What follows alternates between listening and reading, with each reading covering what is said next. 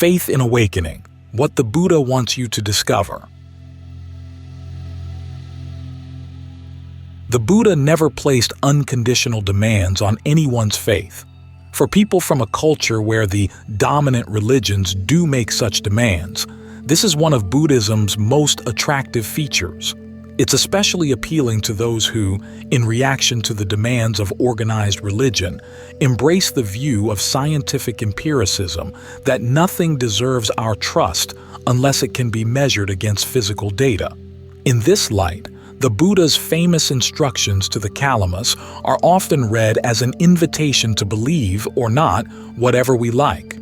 Don't go by reports, by legends, by traditions, by scripture, by logical conjecture, by inference, by analogies, by agreement through pondering views, by probability, or by the thought, this contemplative is our teacher. When you know for yourselves that these mental qualities are skillful, these mental qualities are blameless, these mental qualities are praised by the wise, these mental qualities, when adopted and carried out, lead to welfare and to happiness, then you should enter and remain in them. Anguttara Nikaya 366. Pointing to this passage, many modern writers have gone so far as to say that faith has no place in the Buddhist tradition, that the proper Buddhist attitude is one of skepticism. But even though the Buddha recommends tolerance and a healthy skepticism toward matters of faith, he also notes a conditional imperative. If you sincerely want to put an end to suffering, that's the condition, you should take certain things on faith as working hypotheses and then test them through following his path of practice. The advice to the Kalamas, in fact, contains the crucial caveat that you must take into account what wise people value. This caveat gives balance to the Buddha's advice. Just as you shouldn't give unreserved trust to outside authority, you can't give unreserved trust to your own logic and feelings if they go against experience and the genuine wisdom of others. As other early discourses make clear, wise people can be recognized by their words and behavior as measured against standards set by the Buddha and his awakened disciples. The proper attitude toward those who meet these standards is faith. For a disciple who has conviction in the teacher's message and leaves to penetrate it, what accords with the Dhamma is this: the Blessed One is the teacher. I am a disciple. He is the one who knows, not I. Majjhima Nikaya 70. Repeatedly, the Buddha stated that faith in a teacher is what leads you to learn from that teacher.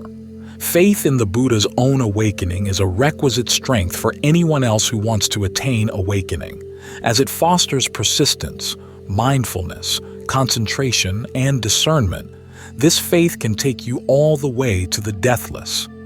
So there's a tension in the Buddha's recommendations about faith and empiricism. Few of Asian Buddhists I know find the tension uncomfortable, but Western Buddhists, raised in a culture where religion and faith have long been at war with science and empiricism, find it very disconcerting. In my discussions with them, they often try to resolve it in the same ways that, historically, the tension between Christian faith and scientific empiricism has been resolved in our own culture. Three general positions stand out because they are at the same time so common and so clearly Western. Consciously or not, they attempt to understand the Buddha's position on faith and empiricism in a way that can be easily mapped onto the modern Western battle lines between religion and science. The first interpretation has its roots in the side of Western culture that totally rejects the legitimacy of faith. In this view, the Buddha embodies the Victorian ideal of the heroic agnostic, one who eschewed the childish consolations of faith in favor of a purely scientific method for strengthening one's own mind. Because his method focused entirely on the present moment, questions of past and future were totally irrelevant to his message. Thus, any references to faith in such issues as past karma, future rebirth, or an unconditioned happiness separate from the senses are later interpolations in the text, which Buddhist agnostics, following the Buddha's example, should do their best to reject. The second interpretation has roots in the side of Western culture that has rejected either the specifics of Christian faith or the authority of any organized religion, but has appreciated faith as an essential requirement for mental health. This view presents the Buddha as a hero from the Romantic era, appreciating the subjective value of faith in establishing a sense of wholeness within and interconnectedness without, regardless of what the object of that faith might be. In other words, it doesn't matter where faith is directed, as long as it's deeply felt and personally nourishing. Faith in the Buddha's awakening, in this view, means simply believing that he found what worked for himself, which carries no implications for what will work for you. If you find the teaching on karma and rebirth comforting, fine, believe it. If not, don't. What's important is that you relate to your faith in a way that's emotionally healing, nourishing, and empowering. A third interpretation encompasses the first two, but instead of presenting the Buddha as a hero, depicts him as a victim trapped in his historical situation. Much like us, he was faced with finding a meaningful life in light of the worldview of his day.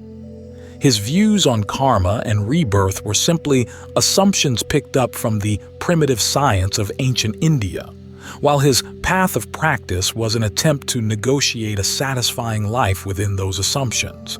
If he were alive today, he would try to reconcile his values with the discoveries of modern science, in the same way that some Westerners have done with their faith in monotheism. The underlying assumption of this position is that science is concerned with facts, religion with values. Science provides the hard data to which religion should provide meaning. Thus, each Buddhist would be performing the work of a Buddha by accepting the hard facts that have been scientifically proven for our generation, and then searching the Buddhist tradition, as well as other traditions, where appropriate, for myths and values to give meaning to those facts, and in the process forging a new Buddhism for our times. Each of these three interpretations may make eminent sense from a Western point of view, but none of them do justice to what we know of the Buddha or of his teaching on the role of faith and empiricism on the path. All three are correct in emphasizing the Buddha's unwillingness to force his teachings on other people, but by forcing our own assumptions onto his teachings and actions, they misread what that unwillingness means. He wasn't an agnostic. He had strong reasons for declaring some ideas as worthy of faith and others as not, and his teachings on karma, rebirth, and nirvana broke radically with the dominant worldview of his time. He was neither a Victorian nor a romantic hero, nor was he a victim of circumstances. He was a hero who, among other things, mastered the issue of faith and empiricism in a radical way.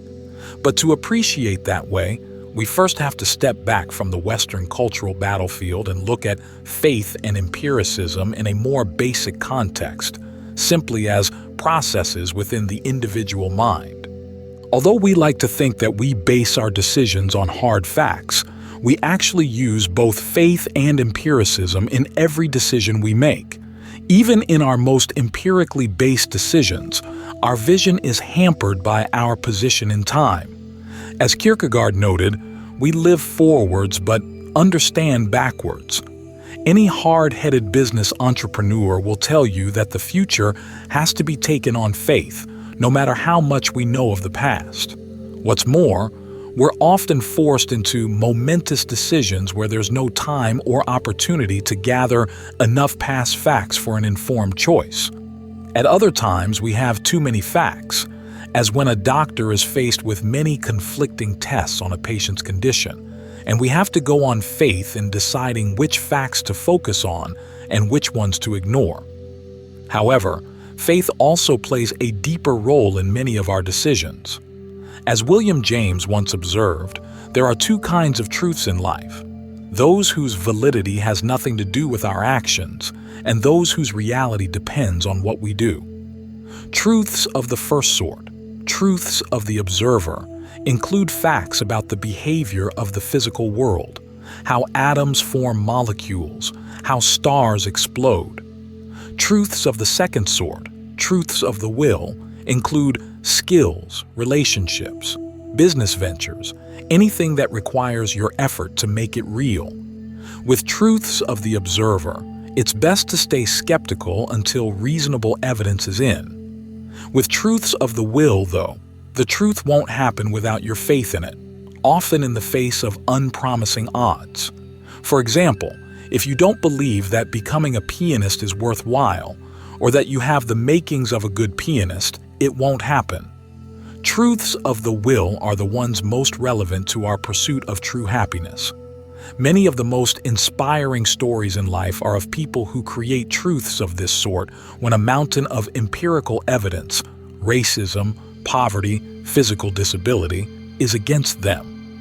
In cases like this, the truth requires that faith actively discount the immediate facts.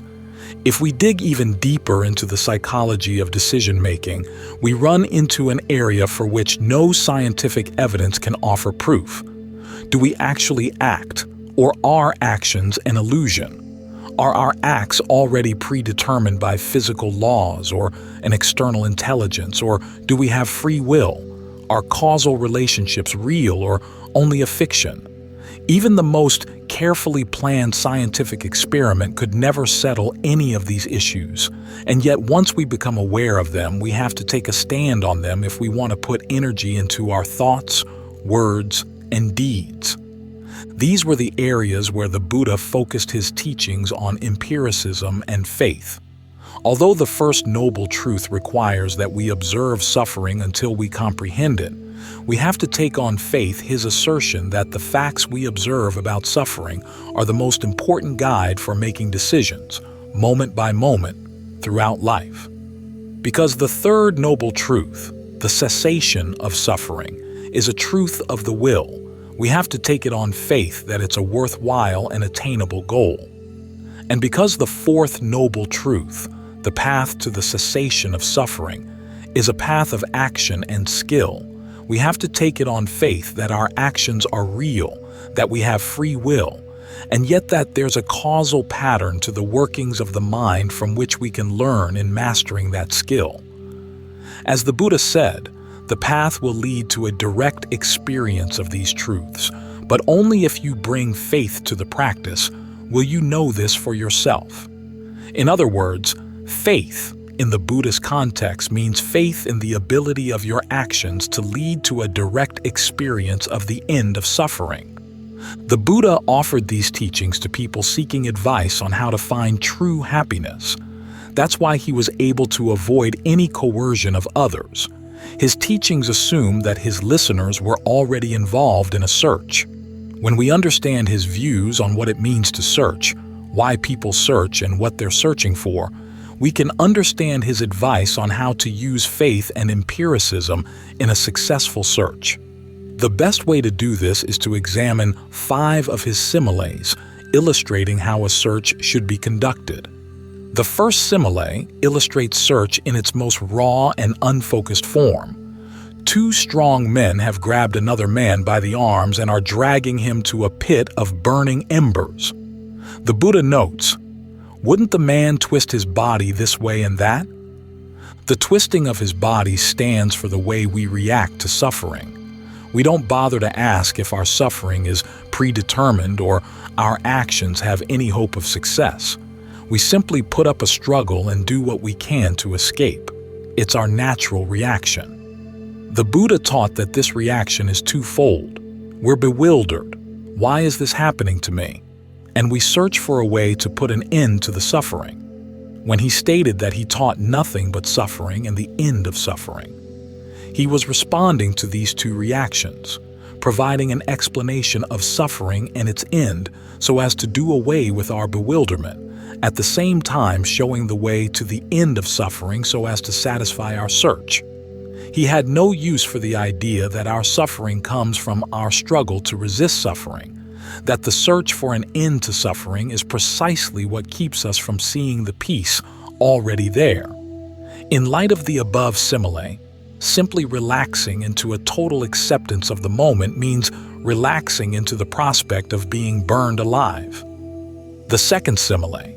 A man searching for fruit climbs up into a tree to eat his fill and to stuff his garments with fruit to take home. While he is there, another man searching for fruit comes along. The second man can't climb the tree, but he has an axe, so he chops the tree down. If the first man doesn't quickly get out of the tree, he may break an arm or a leg, or even die.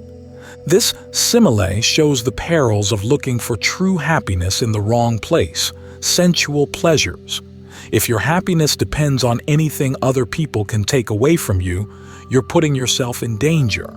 As the Buddha notes, we hope for happiness in sensual pleasures, not because they've ever really satisfied us, but because we can't imagine any other escape from pain and suffering. If we allowed ourselves to believe that there is another alternative, we'd be more willing to question our strong faith in our cravings and attachments, more willing to look for that alternative and give it a try. And, as the third simile argues, if we look in the right way, we'll find it. A person searching for milk tries to get milk out of a cow by twisting its horn. Another person searching for milk tries to get milk out of the cow by pulling at its udder. This simile is a response to the assertion that no human action can bring release from suffering. We can attain release, the Buddha said, as long as we follow the right method, like the person pulling at the udder of the cow. The right method starts with right understanding, and this is where faith in the Buddha's awakening comes in. As the Buddha once stated, he didn't tell us everything he awakened to. What he told was like a handful of leaves. What he learned was like all the leaves in the forest. Still, the leaves in the handful contained all the lessons that would help others to awaken. Right understanding begins with learning what those specific lessons are. The most important lesson and the most important item of faith is simply the fact of the awakening itself. The Buddha achieved it through his own efforts, and he did so, not because he was more than human, but because he developed mental qualities we all have the potential to develop. To have faith in his awakening thus means having faith in your own potential for awakening. However, the specifics of what he learned in his awakening are important as well. It's not simply the case that he found what worked for him, while what works for you may be something else entirely. No matter how much you twist a cow's horn, it'll never produce milk. The Buddha's insights penetrated into how things work, what it means for them to work. These insights apply to everyone throughout time. When summarizing his awakening in the most condensed form, the Buddha focused on a principle of causality that explains how we live in a world where patterns of causality fashion events, and yet those events are not totally predetermined by the past. The principle is actually a dual one, for there are two kinds of causality interweaving in our lives. The first is that of a cause giving results in the immediate present. When this is, that is. When this isn't, that isn't. When you turn on a stereo, for example, the noise comes out. When you turn it off, the noise stops. The second type of causality is that of a cause giving results over time. From the arising of this comes the arising of that. From the cessation of this comes the cessation of that. If you study now, you'll have knowledge long into the future. If you damage your brain, the negative effects will be long-term as well. Applied to karma or intentional action, the dual principle means this. Any moment of experience consists of three things. 1. Pleasures and pains resulting from past intentions. 2. Present intentions. And 3. Pleasures and pains immediately resulting from present intentions. Thus, the present is not totally shaped by the past. In fact, the most important element shaping your present experience of pleasure or pain is how you fashion with your present intentions the raw material provided by past intentions. And your present intentions can be totally free. This is how there is free will in the midst of causality. At the same time, the pattern in the way intentions lead to results allows us to learn from past mistakes. This freedom within a pattern opens the way to a path of mental training, mastered through experience, that can lead to the end of suffering. We practice generosity, virtue, and meditation to learn the power of our intentions, and in particular, to see what happens as our intentions grow more skillful. To fully test the power of intention, we work at making them so skillful that present intentions actually stop.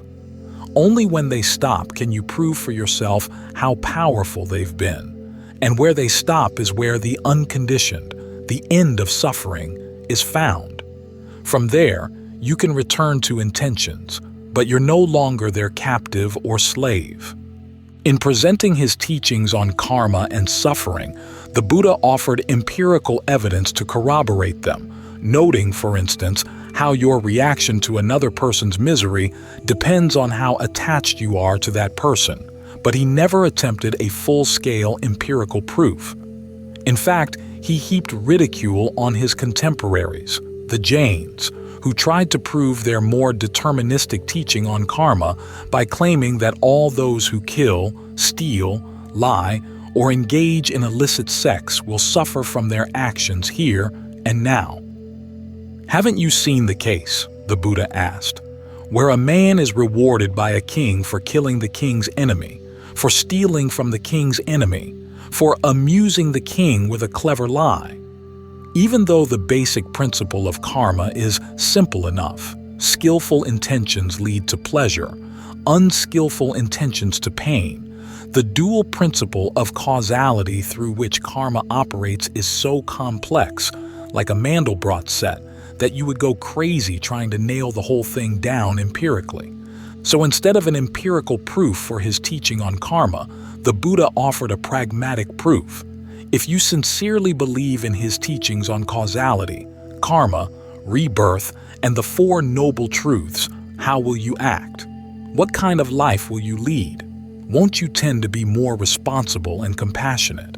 If, on the other hand, you were to believe in any of the alternatives, such as a doctrine of an impersonal fate or a deity who determined the course of your pleasure and pain, or a doctrine that all things were coincidental and without cause, what would those beliefs logically lead you to do? If you acted consistently in line with them, would they allow you to put an end to suffering through your own efforts? Would they allow any purpose for effort at all? If, on the other hand, you refuse to commit to a coherent idea of what human action can do, would you be likely to pursue a demanding path of practice all the way through to the end? This was the kind of reasoning that the Buddha used to inspire faith in his awakening and in its relevance to our own search for true happiness. The fourth simile stresses the importance of not settling for anything less than the genuine thing. A man searching for heartwood goes into a forest and comes to a tree containing heartwood, but instead of taking the heartwood, he takes home some sapwood, branches, or bark. Faith in the possibility of nirvana, the heartwood of the path, is what keeps you from getting waylaid by the pleasures of the sapwood and bark, the gratification that comes from being generous and virtuous, the sense of peace, interconnectedness, and oneness that comes with strong concentration. Yet, nirvana isn't connected to anything we've ever experienced. It's already there, but hidden by all our desires for physical and mental activity. To touch it, we have to abandon our habitual attachment to activity. To believe that such a thing is possible, and that it's the ultimate happiness, is to take a major leap. Many in the Buddha's time, many were willing to take the leap, while many others were not, preferring to content themselves with the branches and sapwood, wanting simply to learn how to live happily with their families in this life and go to heaven in the next. Nirvana, they said, could wait. Faced with this honest and gentle resistance to his teaching on nirvana, the Buddha was happy to comply. But he was less tolerant of the stronger resistance he received from Brahmas, heavenly deities who complacently felt that their experience of limitless oneness and compassion in the midst of samsara, their sapwood, was superior to the heartwood of nirvana. In their case, he used all the psychic and intellectual powers at his disposal to humble their pride, for he realized that their views totally closed the door to awakening. If you see your sapwood as heartwood, you won't look for anything better. When your sapwood breaks, you'll decide that heartwood is a lie. But if you realize you're using bark and sapwood, you leave open the possibility that someday you'll go back and give the heartwood a try. Of course, it's even better if you can take the Buddha's teachings on nirvana as a direct challenge in this lifetime, as if he were saying, "Here's your chance. Can you prove me wrong?" The fifth simile. An experienced elephant hunter searching for a big bull elephant comes across a large elephant footprint in the forest. However, he doesn't jump to the conclusion that it's the footprint of a big bull elephant. Why? Because there are dwarf female elephants with big feet. It might be one of theirs. He follows along and sees some scratch marks and tusk marks high up on the trees, but still doesn't jump to the conclusion that he's on the trail of a big bull elephant. Why? Because there are tall female elephants with tusks. The marks might be theirs. He follows along and finally sees a big bull elephant under a tree or in a clearing. That's when he concludes that he's found his bull elephant. In explaining this simile, the Buddha identified all the preliminary steps of the practice, going into the wilderness as a monastic, adhering to the precepts, developing restraint, contentment, and strong concentration, seeing past lives and gaining vision of the beings of the cosmos dying and being reborn in line with their karma, as simply footprints and scratch marks of the Buddha's awakening. Only when you have your own first taste of awakening, having followed his path, do you really know that your faith in his awakening was well placed. Touching the dimension where suffering ends, you realize that the Buddha's teachings about it were not only true but also useful. He knew what he was talking about and was able to point you there as well. What's interesting about this simile is the way it combines healthy faith with honest skepticism. To act on this faith is to test it, the way you'd test a working hypothesis. You need faith to keep following the footprints, but you also need the honesty to recognize where faith ends and knowledge begins. This is why, in the Buddhist context, faith and empiricism are inseparable.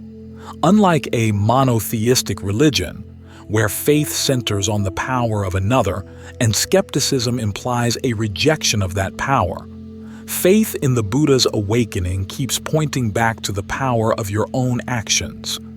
Do you have enough power over your intentions to make them harmless? Do harmless intentions then give you the freedom to drop intention entirely?